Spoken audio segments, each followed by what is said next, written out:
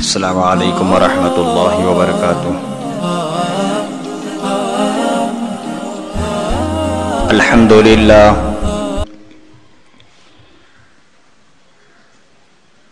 للہ نحمده ونستعینه ونستغفره ونؤمن به ونتوکل علیہ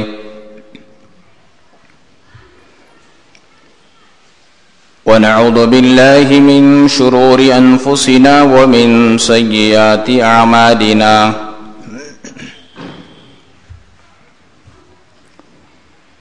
من يهده الله فلا مضل له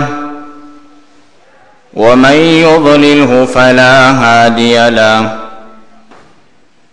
ونشهد أن لا إله إلا الله وحده لا شريك له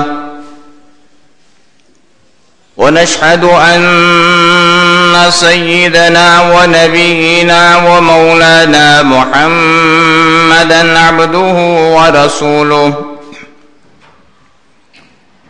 صلى الله عليه وعلى آله وأصحابه وبارك وسلم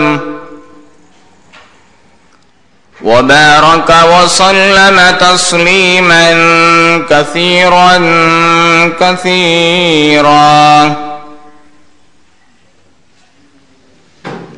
أما بعد فأعوذ بالله السميع العليم من الشيطان الرجيم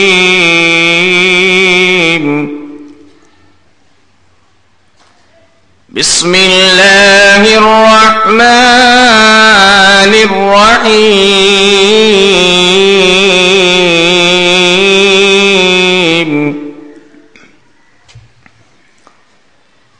سلام على إبراهيم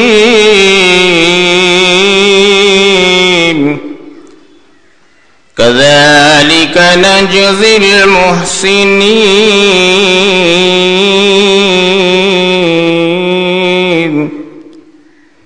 إنه من عبادنا المؤمنين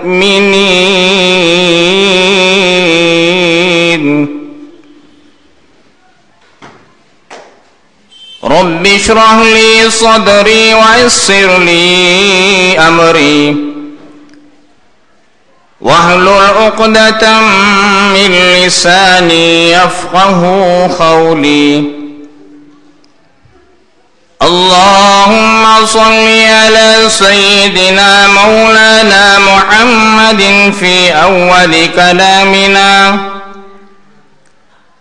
اللهم صل على سيدنا مولانا محمد في أوسط كلامنا اللهم صل على سيدنا مولانا محمد في آخر كلامنا۔ حاضرین کرام،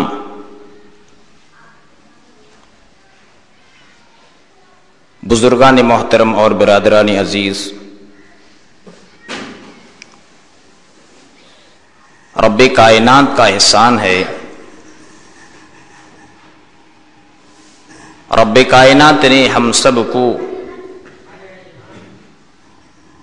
جمعہ کی فریضے کی ادائیگی کے لیے جمع فرمایا۔ اللہ رب العزت ہمارے جمع ہونے کو قبول فرمائے، دنیا میں اور آخرت میں کامیابی کا ذریعہ اور سبب بنائے۔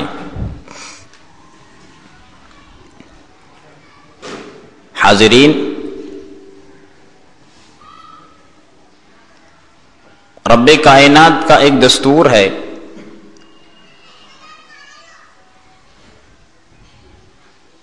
اللہ رب العزت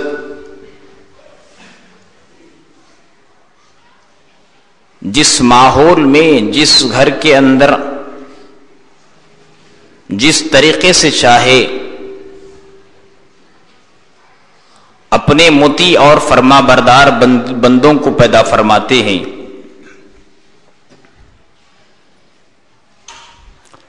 اللہ کی یہ قدرت ہے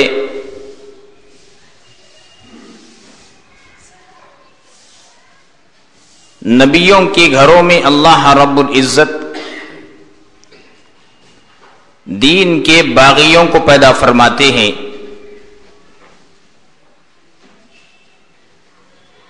نبی کا بیٹا ہوتا ہے لیکن دین کا دشمن ہوتا ہے. مثال کے طور پر نوح علیہ السلام کا بیٹا.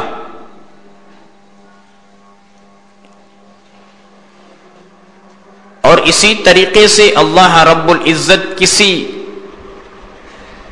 بتوں کی پوجا کرنے والوں کے گھروں میں اللہ رب العزت جلیل القدر نبی کو پیدا فرما دیتے ہیں. یہ اللہ کی شان ہے, یہ اللہ کی قدرت ہے.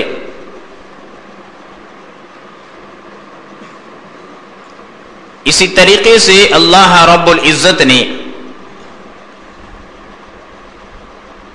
آدم علیہ السلام سے لے کر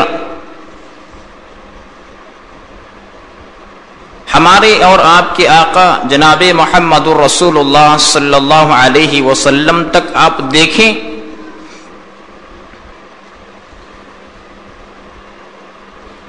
اللہ رب العزت ایسی قوم میں, ایسے گھرانے میں اپنے مقدس پیغمبروں کو پیدا فرمایا جو غیروں کی عبادت کیا کرتے تھے, بتوں کی پوجا کیا کرتے تھے.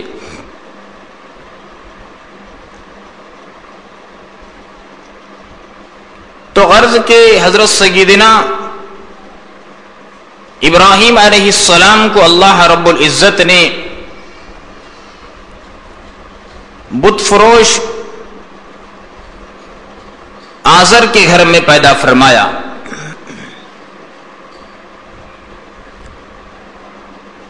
ابراہیم علیہ السلام کو جو اللہ نے پیدا فرمایا,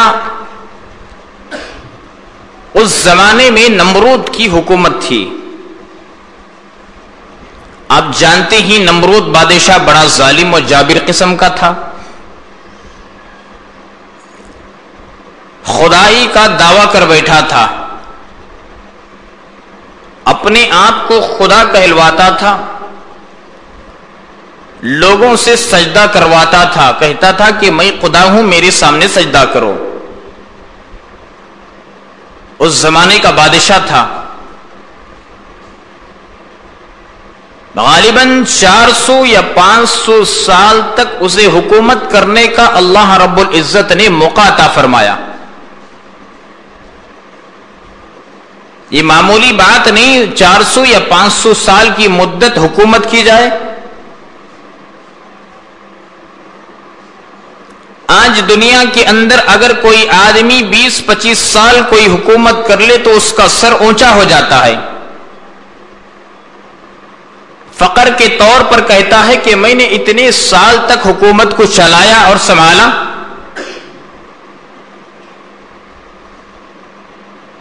نمرود کو نے اللہ رب العزت نے ایک موقع عطا فرمایا.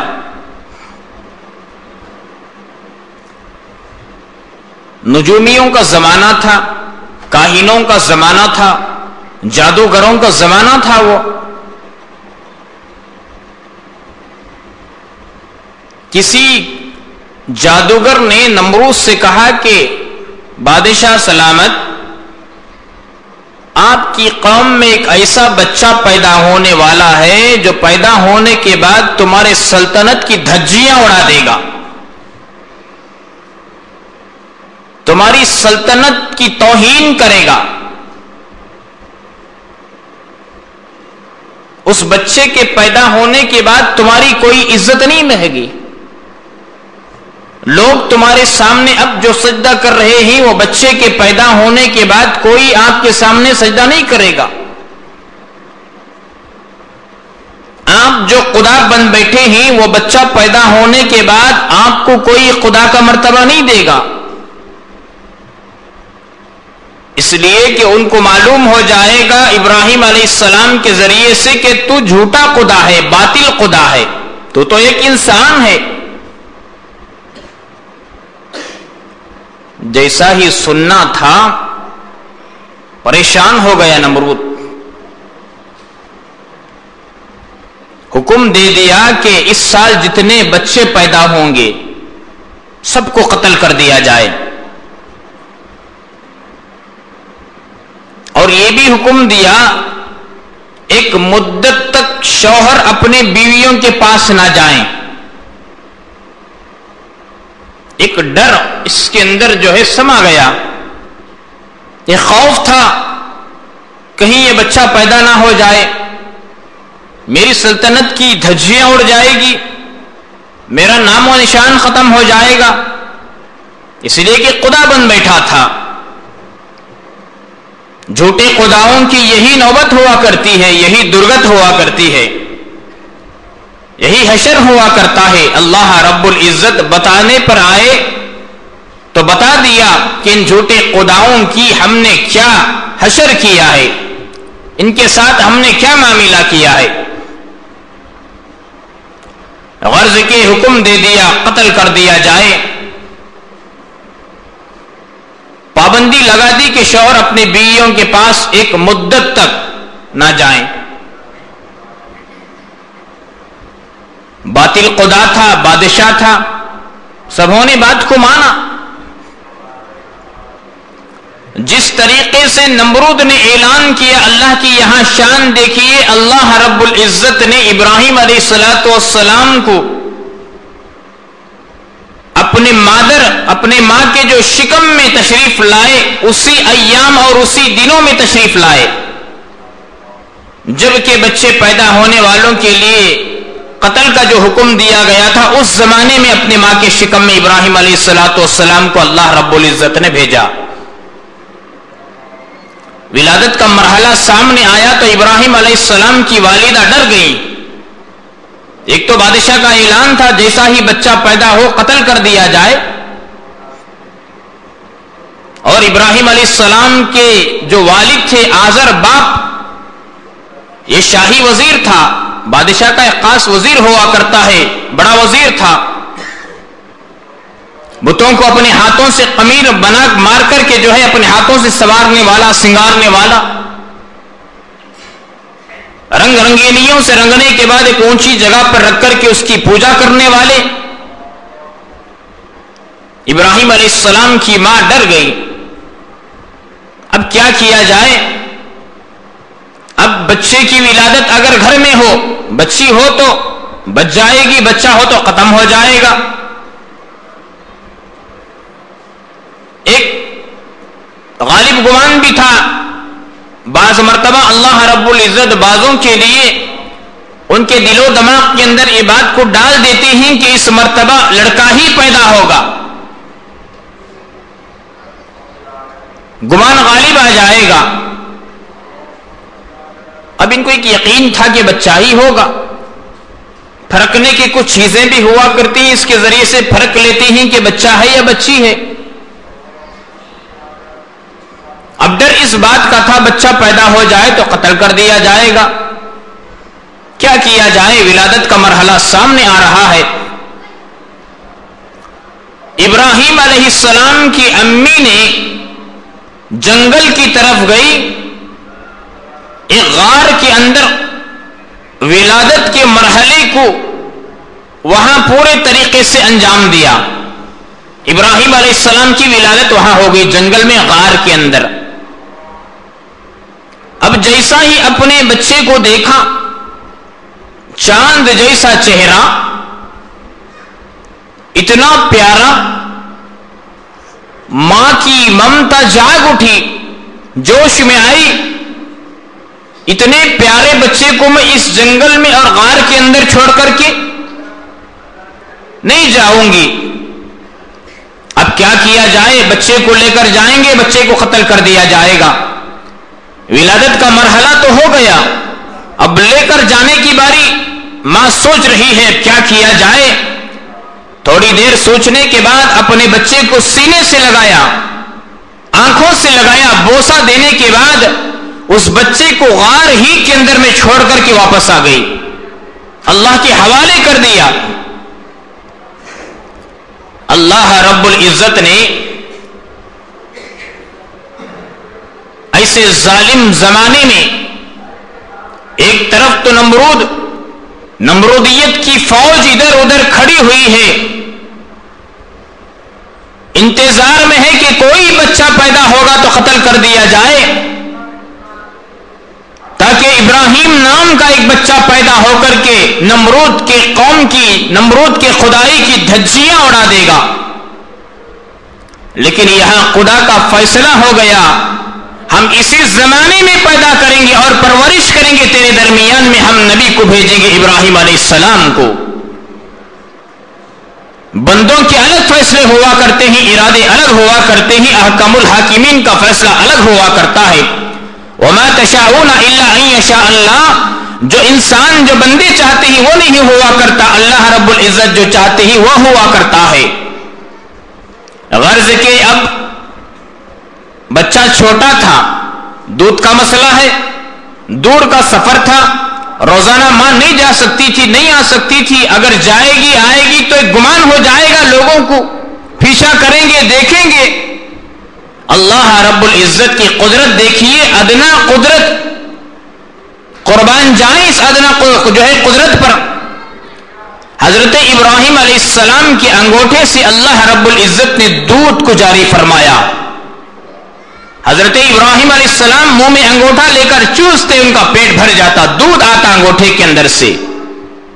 کیسی قدرت کے مالک ہیں، اللہ اکبر۔ سمجھنے کی بات ہے، آج ہمارا یقین ظاہری چیزوں پر جاتا ہے، تجارت کروں گا پیٹ بھرے گا، ملازمت کروں گا پیٹ بھرے گا، ڈاکہ ڈالوں گا پیٹ بھرے گا، چوری کروں گا پیٹ بھرے گا، کسی کے نوالے کی چھینوں گا جو ہے جب پیٹ بھرے گا۔ ظاہری چیزوں پر ہمارا یقین چلا گیا، اللہ کی ذات پر ہمارا یقین نہیں۔ ایک چھوٹے بچے کو اللہ رب العزت ایسے ظالم زمانے میں پیدا فرما کر، انگوٹھے کے ذریعے سے دودھ کو جاری فرما کر، اس چھوٹے بچے کے کھانے پانے کا اللہ پاک انتظام کر سکتے ہیں، تو اللہ ہم سب کا اگر ایمان بن جائے، یقین بن جائے، اللہ کی عزت و جلال کی قسم، انسان کو اللہ رب العزت ایسی جگہ سے روزی عطا فرمائیں گے، اس کی وہم اور گمان میں بھی نہیں ہوگی یہ بات۔ یقین نہیں ہمارا ختم ہو گیا۔ غرض کہ ابراہیم علیہ السلام انگوٹھا چوستے، اس سے دودھ نکل آتا، پیٹ بھر جاتا۔ ان کی حفاظت کے لیے اللہ رب العزت نے جبرائیل علیہ السلام اور میکائیل علیہ السلام کو طے فرمایا۔ فرشتوں کے سردار جبرائیل اور میکائیل، یہ دو فرشتے آتے، ابراہیم علیہ السلام کی پرورش کرتے، ان کی دیکھ بھالی کرتے۔ جب بھی بچہ یاد آتا، ابراہیم علیہ السلام کی والدہ محترمہ ہفتے میں ایک مرتبہ آ کر اپنے بچے کو دیکھتے، حیران ہو جاتے۔ بچہ اتنا پاک و صاف، اطمینان سے ہے، کوئی تکلیف نہیں، رونا پریشانی کی کوئی بات نہیں۔ لیکن علماء نے لکھا ہے دن بدن اس بچے کی پرورش زیادہ ہوتی تھی، پرورش میں ترقی ہوتی تھی۔ یوں اللہ رب العزت پرورش فرما رہے تھے اپنے قلیل کی۔ بچپن کی زندگی جنگل و غار میں گزر گئی، پیدا ہوئی ہے جنگل میں، غار میں، ایک مدت تک جو ہے جنگل کے اندر، غار کے اندر زندگی بسر ہو گئی، بڑے ہو گئے، اب کچھ چلنے کے قابل ہوئے، پھرنے کے قابل ہوئے، سمجھنے کے قابل ہوئے، چیزوں کو پرکھنے کے قابل ہوئے، اب کچھ شعور کو پہنچے۔ ابراہیم علیہ السلام نے غار سے باہر آئے، رات کا حصہ تھا، جیسا ہی باہر آئے دیکھا کہ آسمان پر ستارے چمک رہے ہیں۔ بچپن ہی سے حضرت ابراہیم علیہ السلام کے ذہن میں توحید پرستی تھی، پکے موحد تھے۔ دیکھا کہ ستارے چمک رہے ہیں، غور و فکر کرنے کا مادہ تھا، جذبہ تھا، آسمان کی طرف چہرہ کیا، دیکھا ستارے چمک رہے ہیں، دل کے اندر کہنے لگے ہو سکتا ہے یہ میرا خدا ہوگا۔ جو ستارے جو چمک رہے تھے چھوٹے چھوٹے رات میں، ان ستاروں کو دیکھ کر کہنے لگے ہو سکتا ہے کہ یہ میرے خدا ہیں۔ اب دیکھ ہی رہے تھے، ستارے غروب ہو گئے، ستارے چھپ گئے. جیسا ہی ستارے چھپ گئے ابراہیم علیہ السلام نے کہا جو ظاہر ہو کر چھپنے والا میرا خدا نہیں ہو سکتا، جس کے اندر فنائیت موجود ہے وہ میرا خدا ہو نہیں سکتا. یہ ارادہ ہو رہا تھا، دیکھا کہ چمکتا ہوا دمکتا ہوا 14ویں رات کا چاند طلوع ہوا. ستاروں سے تھوڑا بڑا ہوا کرتا ہے چاند. ابراہیم علیہ السلام جیسا ہی چاند پر نظر کی دیکھا ہاں یقیناً یہ میرا خدا ہو سکتا ہے. اب دھیرے دھیرے دھیرے دھیرے چاند بھی غروب ہو گیا، چھپ گیا. ابراہیم علیہ السلام نے کہا اللہ کی قسم کیا یقین تھا، آج ہم سب کچھ ہونے کے باوجود، سب کچھ دیکھنے کے باوجود، سب کچھ سننے کے باوجود، ہزاروں کے دلائل موجود ہونے کے باوجود غیروں کا یقین ہمارے دلوں میں نہیں. وہاں سے وہ ہوگا، یہاں سے یہ ہوگا، فلاں فلاں چیز کا یقین ہمارے دلوں کے اندر. کیسا یقین تھا ابراہیم علیہ السلام کے اندر، اللہ اکبر کبیرہ. اب جیسا ہی چاند غروب ہو گیا ابراہیم علیہ السلام نے کہا یہ میرا خدا نہیں ہو سکتا. جو چھپ جائے، جس کے اندر فنائیت موجود ہے، جو فنا ہو جائے وہ میرا خدا نہیں ہو سکتا. اب رات ختم ہو گئی، دن شروع ہوا. اب جیسا ہی دن شروع ہوا سورج طلوع ہوا. اب سورج تو ستاروں سے، چاند سے بہت زیادہ بڑا ہوا کرتا ہے. اب جیسا ہی سورج کے اوپر نظر پڑی ابراہیم علیہ السلام کہنے لگے یقیناً یہ میرا خدا ہو سکتا ہے، یہی میرا خدا. اب سورج آیا، چڑھتے چڑھتے چڑھتے سر کے اوپر کھڑے ہو گیا. پھر اس کے بعد زوال، غروب ہو گیا، سورج بھی چھپ گیا. ابراہیم علیہ السلام بڑے پریشان ہوئے، یہ کیا بات ہے؟ میں ستاروں کو خدا سمجھ رہا تھا، وہ بھی چھپ گئے، وہ میرے خدا نہیں ہو سکتے. چاند نکل آیا، میں سمجھ رہا تھا چاند میرا خدا، چاند بھی چھپ گیا، یہ میرا خدا نہیں ہو سکتا. اب سورج نکل آیا، میں سمجھ گیا کہ یہ میرا خدا ہے، لیکن یہ بھی چھپ گیا. کہنے لگے جو طلوع ہو کر کے چھپ جائے، جس کے اندر فنائیت موجود ہے، وہ میرا خدا نہیں ہو سکتا. میرا خدا تو وہ ہے جو ستاروں کو پیدا فرمایا، میرا خدا تو وہ ہے جو چاند کو پیدا فرمایا، میرا خدا تو وہ ہے جو سورج کو پیدا فرمایا، آسمانوں کو پیدا فرمایا، زمین کو پیدا فرمایا. سورج کو مشرق سے نکال کر مغرب میں ڈبونے والا یہی میرا خدا ہو سکتا ہے. وہ حی و قیوم ہے، وہ رحمان و رحیم ہے، وہ کریم و ستار و جبار ہے. اور کوئی چیز خدا نہیں ہو سکتی، وہی خدا وحدہ لا شریک ہے. دل کے اندر بات جم گئی. اب وہاں سے نکل کر بستی کی طرف آئے. ماں کا بھی آنا جایا ہوا کرتا تھا. ماں آتی، اپنے بچے کو دیکھ کر پیار و محبت سے بیٹھ کر بازو اطمینان ہوتا واپس سے لی جاتی. اب یہ بھی بڑے ہو گئے، شعور کو پہنچ گئے، یہ ساری چیزوں کو دیکھا. اب بستی کے اندر گئے، دیکھا کہ لوگ باطلانہ خداؤں کی پوجا کر رہے ہیں. اپنے ہاتھوں سے بنا کر اسے رنگینیوں سے رنگ کر کے اس کے سامنے جا کر کے اپنے ماتھے کو ٹیک رہے ہیں، اپنے جبین کو جو ہے ٹیک رہے ہیں، اپنے حاجتوں کو جو ہے وہاں سامنے رکھ رہے ہیں. دیکھا ارے اپنے ہاتھوں سے بنا کر یہ خدا ہرگز نہیں ہو سکتے. خدا تو وہ ہے جو تمہیں پیدا کیا، جس کی تم پوجا کر رہے ہو مٹی، اس مٹی کو اللہ نے پیدا کیا، وہ خدا ہے. جب گھر تشریف لے گئے، باپ کی بھی یہی کیفیت تھی. آزر کی بڑا بت پرست تھا، بت فروش تھا. ابراہیم علیہ السلام نے ماں سے سوال کیا امی جان بتاؤ تمہارا خدا کون ہے؟ ابراہیم علیہ السلام ماں سے سوال کیا امی جان بتاؤ تمہارا خدا کون ہے؟ ابراہیم علیہ السلام کی امی نے کہا بیٹا میرا خدا تمہارا ابا ہے. میرا خدا تمہارا ابا ہے. آج بھی یہی ہوتا ہے، ہو رہا ہے. بچوں کے ذہن کے اندر توحید کی بات کو نہ بٹھایا جائے تو یہی ہوتا ہے. بچوں کے دل و دماغ کے اندر یہی بات بیٹھے گی کہ ہمیں اور ہماری ماں کو ہمارے ابا پال رہے ہیں. مطلب ان کے دل و دماغ کے اندر یہ بات ہوتی ہے کہ ہم سب کا خدا باپ ہے. اسی لیے بچپن ہی سے بچوں کو تعلیم دینا چاہیے.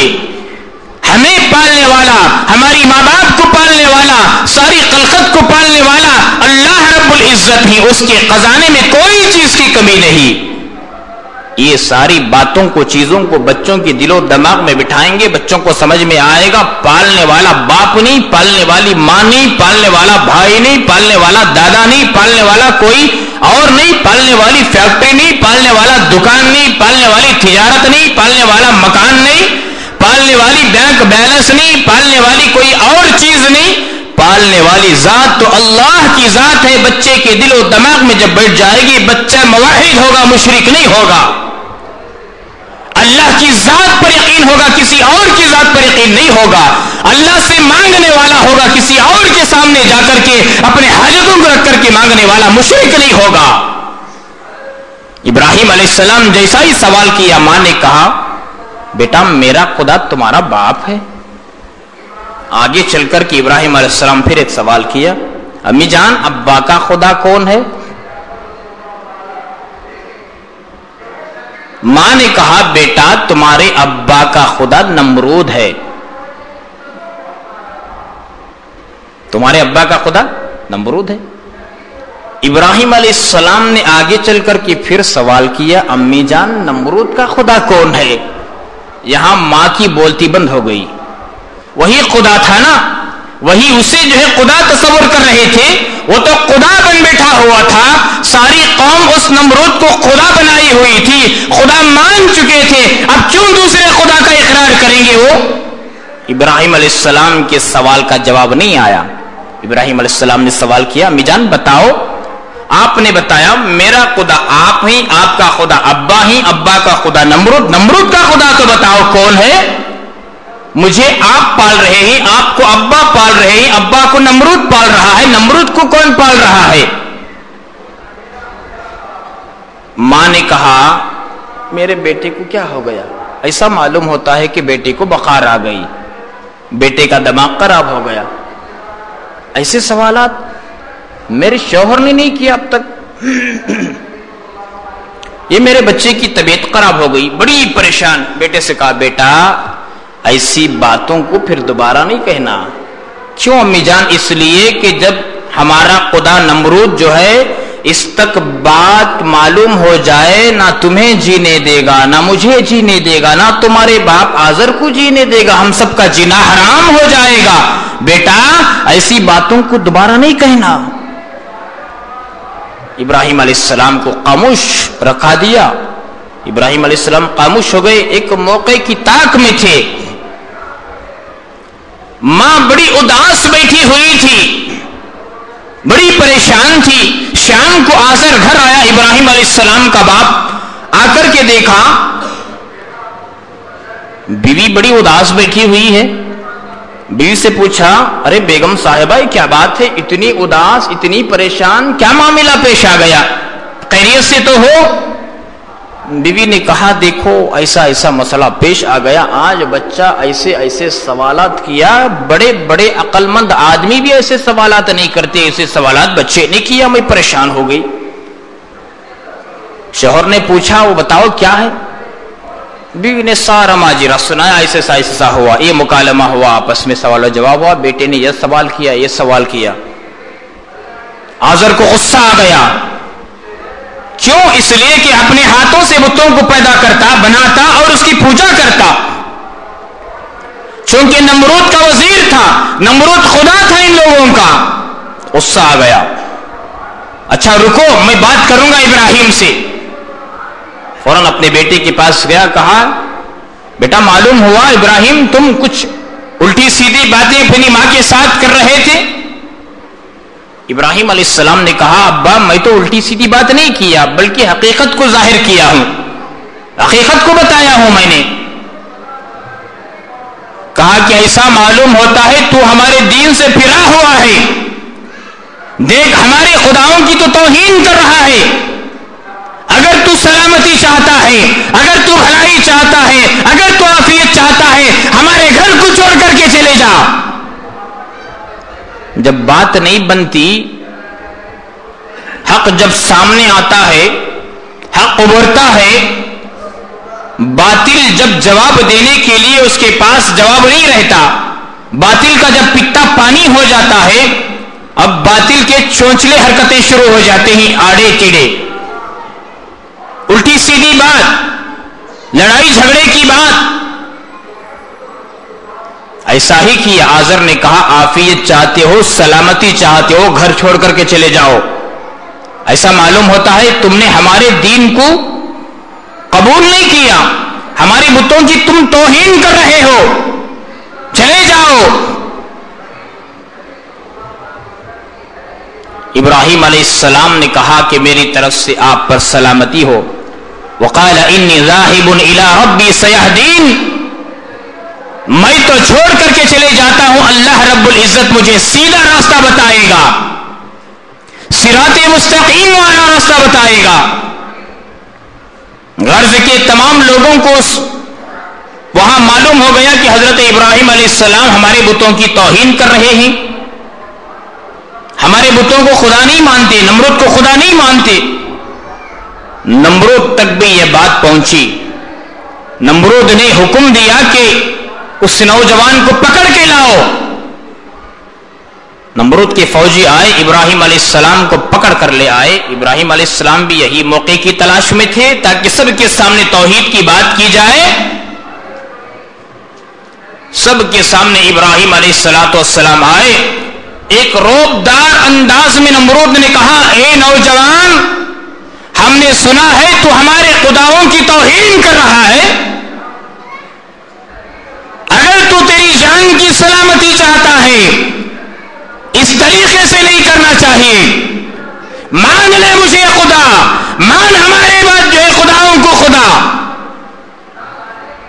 ابراہیم علیہ السلام نے قائددار آواز میں کہا, تم ان بتوں کی پوجا کرتے ہو جن کے اوپر ایک مکھی بیٹھ جائے تو انہیں اڑانے کی طاقت نہیں, نہ وہ نفع دے سکتے ہیں نہ وہ نقصان دے سکتے ہیں. ایسے بتوں کو تم خدا سمجھتے ہو؟ ارے میرا خدا تو وہ ہے جو زندوں کو مارتا ہے, مارنے والوں کو زندہ کرتا ہے, مردے کو زندہ کرتا ہے. تخرج الحی من المیت وتخرج المیت من الحی, مردے سے زندے کو نکالتا ہے, زندے سے مردے کو نکالتا ہے. میرا خدا تو وہ ہے. ارے تم تو اس خدا کی پوجا کرتے ہو, اس کی عبادت کر رہے ہو جس کے اوپر مکھی بیٹھ جائے تو اڑانے کی طاقت نہیں. نمرود کو غصہ آیا, حکم دیا کہ قید خانے سے 2 آدمی کو پکڑ کے لے آؤ. بے قصور کو قتل کروا دیا گیا, جو قصوروار تھا اسے چھوڑ دیا. کہا کہ دیکھ یہ طاقت میں بھی رکھتا ہوں, میں بھی مار سکتا ہوں, میں بھی جلا سکتا ہوں. میں نے ایک کو مار دیا, ایک کو چھوڑ دیا, آزاد کر دیا, میں بھی خدا ہوں. اچھا, ابراہیم علیہ السلام نے کہا دیکھ میرا خدا تو وہ ہے مشرق سے سورج کو نکالتا ہے مغرب میں ڈباتا ہے. اگر تیرے اندر طاقت ہے مغرب سے سورج کو نکال مشرق سے ڈبا, میں مان لوں گا تو خدا ہے. بیکار خاموش بیٹھ گیا, کوئی جواب نہیں تھا. یہ تو کام کر دیا, بے گناہ لوگوں کو قید خانے سے بلوایا, ایک کو قتل کر دیا, ایک کو آزاد کر دیا. یہ کوئی کمال کی بات نہیں. کمال کی بات تو یہ ہے مشرق سے میرا خدا سورج کو نکالتا ہے مغرب میں ڈباتا ہے. اگر تو واقعتاً خدا ہے, تیرے اندر پاور ہے, تیرے اندر طاقت ہے, نکال مغرب سے ڈبا مشرق میں. سب کے سب پریشان ہو گئے. اب جو ہے ابراہیم علیہ السلام کا جواب نہیں دے سکا نمرود اور اس کی قوم. نمرود این پارٹی سب خونخوار جو ہے آنکھ پھاڑ پھاڑ کر کے دیکھ رہے ہیں, سب درندے بنے ہوئے ہیں. یہ نوجوان ہمارے بادشاہ کے دربار میں آ کر اتنی جرأت کے ساتھ بول رہا ہے, ہمارے خداؤں کا انکار.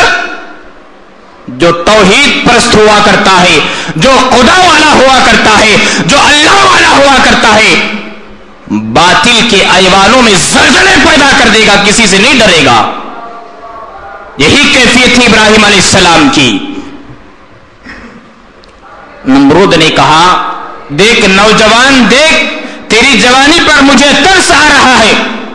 اب یہاں جواب نہیں بنا، اب کچھ پھسلا کر بھیجنے کی کوشش کر رہا، نوجوان تیری یہ جوانی پر مجھے ترس آ رہا ہے، تو یہاں سے چلے جا، ایک موقع دیتا ہوں، جا کر تو سوچ، تیرے عقیدے کو تبدیل کر، مان ہمارے خداؤں کو، مان مجھے خدا۔ ابراہیم علیہ السلام عافیت کے ساتھ وہاں سے نکل آئے، وہاں سے نکل آئے۔ سال میں ایک مرتبہ ان کی ایک عید ہوا کرتی تھی، پورے شہر کو خالی کر کے ایک جنگلوں میں جایا کرتے تھے۔ آج بھی بہت سارے لوگ جو غیر ہوا کرتے ہیں، کافر و مشرکین، ان کے تہواروں کے وقت میں اپنے شہروں کو چھوڑ کر، اپنے محلوں کو چھوڑ کر دور دراز جاتے ہیں، پوجا پاٹ کر کے شام کو لوٹ کر واپس آتے ہیں یا دوسرے تیسرے دن آتے ہیں۔ یہ سلسلہ، یہ رسم و رواج آج بھی موجود ہے دنیا کے اندر، آپ دیکھ سکتے ہیں۔ تو ایک وقت آیا، ان کی عید کا دن تھا، سب کے سب پورے شہر سے نکل پڑے۔ ابراہیم علیہ السلام کو بھی آ کر دعوت دی گئی، چلو ہمارے تقریب میں شامل ہو جاؤ، ہمارے فنکشن میں شامل ہو جاؤ، چلو ہمارے ساتھ۔ ان کا خیال یہ تھا کہ ابراہیم علیہ السلام ہمارے ساتھ میں آ جائیں تو تھوڑا ہم محسوس کر سکتے ہیں کہ ان کے اندر تبدیلی آئی، ان کے عقیدے کے اندر تھوڑا فرق آیا۔ اس معلومات کرنے کے لیے، پرکھنے کے لیے دعوت دی گئی، بلایا گیا، آؤ ہمارے ساتھ جائیں ہم۔ ابراہیم علیہ السلام تھوڑی دیر خاموش رہے، بار بار اصرار، بلا رہے ہیں آؤ جائیں، اب کیا کیا جائے؟ آسمان کی طرف دیکھا، تھوڑی دیر نیچے چہرہ کیا، فرمایا فقال انی سقیم، انی سقیم، میں بیمار ہوں۔ جیسا ہی آسمان کی طرف یوں دیکھا، چہرے کو نیچے کیا، فرمایا فقال انی سقیم، تو لوگ سمجھ گئے ہاں واقعتاً یہ بیمار ہیں۔ لیکن ان لوگوں کے عقیدے کے مطابق جواب دیا ابراہیم علیہ السلام نے۔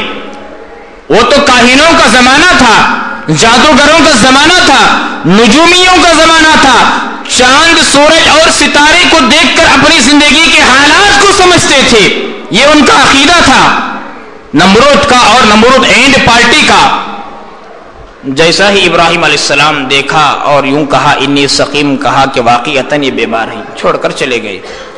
علماء نے لکھا ہے جب آدمی کسی معاملے میں غور کرتا ہے تو کسی ایک طرف یا آسمان کی طرف دیکھ کر غور کرتا ہے یا کسی چیز کی طرف دیکھ کر غور کرتا ہے۔ ظاہری بات ہے جب زیادہ گہرائی میں ڈوب جاتا ہے آدمی، غور و فکر میں ڈوب جاتا ہے، یا تو آسمان کی طرف چہرہ کر لیتا ہے یا تو کسی چیز کی طرف دیکھتا ہے، یوں محسوس ہوتا ہے کہ گویا کہ آدمی سویا ہوا ہے یا کھویا ہوا ہے، لیکن دیکھنے والے کو سمجھ میں نہیں آتا۔ جو آدمی گہری سوچ میں ڈوبا ہوا ہے اسے سمجھ میں آتا ہے کہ وہ کیا گہری سوچ میں تھا۔ تو ابراہیم علیہ السلام آسمان کی طرف کر کے سوچ رہے تھے کہ میں ان کو کیا جواب دے کر یہاں سے بھگاؤ۔ حضرت مولانا مفتی محمد شفیع صاحب رحمۃ اللہ علیہ معارف القرآن میں لکھا ہے، اور اسی طریقے سے قصص الانبیاء میں لکھا ہے، جیسا ہی انہوں نے دعوت دی آؤ میلے میں جائیں گے، ابراہیم علیہ السلام نے جواب دیا کہ تم جاؤ اپنا میلہ کرو، میں تمہارے خداؤں کے ساتھ میلہ کروں گا۔ واپس چلے گئے۔ انی سقیم سننے کے بعد اس کا مطلب یہ ہے، علماء نے اس کا ایک نقطہ لکھا ہے، ابراہیم علیہ السلام بیمار تو نہیں تھے، لیکن کیوں فرمایا کہ انسان کو ایک نہ ایک دن بیماری آئے گی، بیماری سے کوئی بچا ہوا تو نہیں ہے، اس لیے ابراہیم علیہ السلام نے ایک بہانہ اختیار کیا کہ میں عنقریب بیمار ہونے والا ہوں، آدمی پوری زندگی بیمار نہ بھی پڑے تو علماء نے لکھا ہے موت سے تھوڑی دیر پہلے اس کی ایک حالت ایسی ہو جائے گی، بیماری کی حالت جیسی ہو جائے گی، اس کے بعد میں روح قبض ہوگی۔ یہ تصور کے ساتھ میں ابراہیم علیہ السلام نے کہا انی سقیم، میں بیمار ہونے والا ہوں، تم چلے جاؤ، میں نہیں آ سکتا، میں تو بالکل ناساز ہوں، میری طبیعت خراب ہے۔ ایسا بھی ہو سکتا ہے کہ جو آدمی کو جو چیز پسند نہیں وہ چیز کو دیکھنے کی وجہ طبیعت خراب ہو جاتی ہے۔ ہمارا آپ کا مزاج ایک نارمل مزاج ہے، کوئی ڈھول باجا بجا رہا ہے، کوئی ناچ رہا ہے، کوئی ننگا ناچ دیکھ رہا ہے، کوئی میوزک سن رہا ہے، کوئی کچھ کام کر رہا ہے، ہماری اور آپ کی طبیعت اسے قبول نہیں کرے گی، سر میں درد آ جائے گا، یہ ایک بیماری ہے۔ انسان کو جو ہے بدن کے اندر ایک کیفیت بدل جائے گی، یہ قسم کی ایک بیماری ہوتی ہے۔ ناجائز چیزوں کو، ناشائستہ چیزوں کو، نازیبا چیزوں کو آدمی دیکھ کر اس کے اندر کی طبیعت خود بخود تبدیل ہو جاتی ہے۔ اسی طریقے سے ابراہیم علیہ السلام نے فرمایا انی سقیم، وہ ساری چیزوں کو دیکھ کر ابراہیم علیہ السلام کی طبیعت تو بگڑ جاتی تھی۔ وہاں تو شرکی اعمال ہوتے ہیں، غیروں کی پوجا کرنا، وہاں ماتا ٹیکنا، وہاں پتہ نہیں کیا کیا ہوتا ہے۔ اس لیے ابراہیم علیہ السلام نے کہا کہ انی سقیم، میں نہیں آ سکتا، میں تو بیمار ہوں، جاؤ تم اپنا میلہ کرو، میں تمہارے خداؤں کے ساتھ میلہ کروں گا۔ واپس چلے گئے، پوری بستی خالی، ابراہیم علیہ السلام اکیلے تھے ایک بستی میں۔ باپ آزر نے کہا بیٹا تم تو نہیں آ سکتے، تم نے کہا میں بیمار ہوں، ٹھیک ہے ہم تو جا رہے ہیں، لیکن ہمارے خداؤں کا خیال کرنا۔ رب بڑا جو تھا، جس کمرے کے اندر ان کے رب تھے، بیٹا اس کی ذرا حفاظت کرنا۔ اچھا ٹھیک ہے، سب چلے گئے۔ ابراہیم علیہ السلام ان کے رب باڑے کے اندر گئے۔ رب باڑا کہتے ہیں ان کے جو رب کھڑے ہوئے تھے، بڑے بڑے بت جو کھڑے ہوئے تھے، بڑا حال، وہاں گئے، دیکھا کہ کسی کے سامنے پھل پھلالی، کسی کے سامنے سیب ہے، کسی کے سامنے انگور ہے، کسی کے سامنے انار ہے، کسی کے سامنے کچھ ہے، کسی کے سامنے دودھ ہے، کسی کے سامنے شربت ہے، کسی کے سامنے جو ہے پانی ہے۔ ابراہیم علیہ السلام پہلے تو دیکھا، حیران ہو گئے، ارے یہ کیا اچھے اچھے نعمتیں ان کے سامنے موجود۔ پورا گاؤں خالی، وہاں وہ میلہ کر رہے ہیں، ابراہیم علیہ السلام میلہ یہاں کیسا کرتے ہیں ذرا غور فرمائیں۔ ابراہیم علیہ السلام اندر گئے، جا کر کے کہا بتوں سے کھاؤ کھاؤ، اسے کھاؤ۔ ارے تمہارے سامنے سیب پڑا ہوا ہے، انگور ہے، موز ہے، انار ہے، انانس ہے، جامن ہے، شربت ہے، دودھ ہے، پانی، اسے کھاؤ پیو۔ انسان ہوگا تو بات کرے گا، انسان ہوگا تو کھائیں گے، بٹھائیں گے، بھائی ہم بھی کھائیں گے، تم بھی کھاؤ، ہم بھی پئیں گے، تم بھی پیو۔ ارے وہ تو مٹی کے پتلے ہی، مٹی کے پتلے کہیں کھا سکیں گے؟ بالکل نہیں کھائیں گے۔ پانی پئیں گے؟ ہرگز نہیں پئیں گے۔ ابراہیم علیہ السلام نے کہا ارے کھاؤ، تھوڑی دیر چپ رہے، ارے بھائی کیوں نہیں کھاتے، کھاؤ۔ پھر کہا بات بھی نہیں کر رہے، ارے بات تو کرو، تمہیں کیا ہو گیا، نہ بات کر رہے ہو، تمہیں کیا ہو گیا، نہ کھا رہے ہو نہ پی رہے ہو، کیا ہو گیا؟ غصے میں آ گئے، اٹھایا ہتھوڑا، ایک چھوٹے بت کو لگایا، کسی کی ناک ٹوٹ گئی، کسی کا آنکھ پھوڑ دیا، کسی کے ہاتھ کو توڑ دیا، کسی کے پیر کو توڑ دیا، کسی کے سر کو پھوڑ دیا، بڑے بت کے کھندے پر لے جا کر کے ہتھوڑے کو رکھ دیا۔ جب سے کہہ رہا ہوں میں کھاؤ، نہ تم کھا رہے ہو، نہ پی رہے ہو، نہ بات کر رہے ہو، کیا ہو گیا ہے تمہیں؟ لو چکاتا ہوں مزہ میں، تمہاری قوم کے لوگ وہاں میلہ کر رہے ہیں، میں تمہارے ساتھ یہاں میلہ کر رہا ہوں، دیکھو چکو مزہ۔ تمام کے آنکھ کو، ناک کو، کان کو، گال کو، ہاتھ کو، پیر کو توڑ کر سب چھوٹے چھوٹے بت سلامی میں پڑے ہوئے ہیں۔ بڑا بت بیٹھا ہوا ہے، گرو، اس کے کندھے پر جو ہے کڑاڑی کو رکھ دیا، جسے باس کہتے ہیں نا، باس آج بھی کہتے ہیں، نہیں 25 30 40 50 نوجوان اس کا ایک باس، پتہ نہیں وہ خوشبو والا باس ہے، سڑا باس ہے، نہیں معلوم، باس کہتے، باس، استغفر اللہ، باس کہتے ہیں اسے، وہ بتوں کا باس تھا، ہتھوڑا اس کے اوپر رکھ دیا۔ یہی باس کا حشر یہی ہوتا ہے، باس کے چمچوں کا یہی حشر ہوا کرتا ہے، جو اکڑتا ہے اسے اللہ گرا دیتے ہیں۔ ابراہیم علیہ السلام آ گئے، ان کا ایک دستور تھا، ایک معاملہ تھا، جب وہ اپنے میدانوں سے عید منا کر آتے تو سب سے پہلے وہاں آتے، آ کر کے ان کے خداؤں کو سلام کرتے، آؤ بھگت کرتے، ان کو خوش کرتے، پھول کی مالائیں چڑھاتے، نظر و نیاز کرتے اور پھل و پھول کو رکھتے۔ یہاں جو پڑا ہوا ہے وہ تو سڑ جائے گا، وہ تو سوکھ جائے گا، اسے پھینک دیں گے، پھر دوسرے نعمتوں کو رکھیں گے۔ عقل جب انسان کی ماری جاتی ہے، آدمی عقل کا غلام ہو جاتا ہے، سمجھ میں نہیں آتا۔ تو پوری قوم کے لوگ آئے، آ کر کے دیکھا چھوٹے چھوٹے چھوٹے پورے خدا سلامی میں پڑے ہوئے ہیں، یہ لوگ سلامی پیش کرنے آ رہے ہیں لیکن خود جو ہے ان کے خدا سلامی پیش کرتے ہوئے پڑے ہوئے ہیں۔ پریشان ہو گئے، ارے یہ کیا ہو گیا؟ ہم تو سلامی دینے کے واسطے خداؤں کے پاس آئے، یہ ہمارے سے پہلے سلامی دے رہے ہیں اوندے پڑھ کر کے۔ بات سمجھ میں نہیں آئی، بڑے پریشان ہوئے، یہ ہمارے خداؤں کے ساتھ کس نے معاملہ کیا؟ اب بڑا جو ہے باس بیٹھا ہوا ہے، کڑاڑی اس کے کھندے پر ہے باس کے، اب باس کچھ بولتا نہیں، اب باس سے یہ پوچھ بھی نہیں رہے ہیں۔ نمرود کو بات معلوم ہوئی، لال پیلا ہو گیا، آگ بگولا ہو گیا، جلدی جلدی آیا نمرود، آ کر کے دیکھا ان کے خداؤں کا حشر ایسا ہوا کچھ پوچھو مت، ایک ہی ایک باس بیٹھا ہوا ہے، سب پڑے ہوئے ہیں آندے ہو کر۔ پوچھا یہ کس نے کام کیا ہے؟ یہ تو بڑا ظالمانہ کام کیا ہے، کون کیا ہے؟ سب ڈر گئے۔ ایک آدمی اٹھا، بادشاہ سلامت، جان کی سلامتی ہو تو میں بتاؤں گا، ایک نوجوان ہے جس کا نام ابراہیم ہے، اس سے پہلے آپ کی دربار میں وہ آیا تھا، وہ ہمارے خداؤں کو برا بھلا کہتا ہے، شاید وہی کیا ہوگا۔ نمرود نے کہا میرا بھی گمان تھا، شاید اسی نے کیا ہوگا، پکڑ کر کے لاؤ۔ ابراہیم علیہ السلام کو پکڑ کر لایا گیا۔ ابراہیم علیہ السلام آئے، پوچھا اے نوجوان، یہ ہمارے خداؤں کے ساتھ کس نے یہ معاملہ کیا؟ باپ بھی تھا آزر، وزیر تھا نمرود کا، شاہی وزیر۔ ابراہیم علیہ السلام آئے، باہر بیٹھ گئے، کہنے لگے مجھے نہیں معلوم، مجھے نہیں معلوم، میں بیٹھا ہوا تھا باہر، میرے ابا نے کہا بیٹا ہم جا رہے ہیں، تم ذرا اس کی حفاظت کر لو، میں بیٹھا ہوا تھا، اندر سے مار دھاڑ کی آواز آ رہی تھی۔